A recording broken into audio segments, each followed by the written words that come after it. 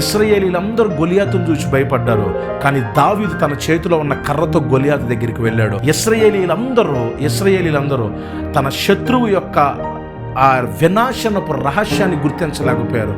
ఆ దావీదు గొలియాతు తల మీద ఒడిసెలతో కొట్టి వెళ్ళి అక్కడ తన శత్రువు వరలో ఉన్న కత్తిని తీసుకొని తన శత్రువు తలను ఖండించాడు.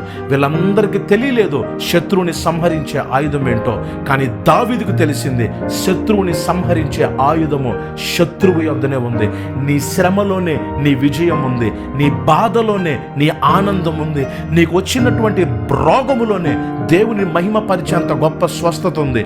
వచ్చినటువంటి శ్రమని ఒకవేళ దానిని దీవెనకు సూచనగా ఆహ్వానించగలిగి గుర్తించి సహించి జయిస్తే దేవుడు నీ కొరకు దాచి ఉంచిన మేలుని నీవు కల్లారా చూడగలవు, మనసారా అనుభవించగలవు.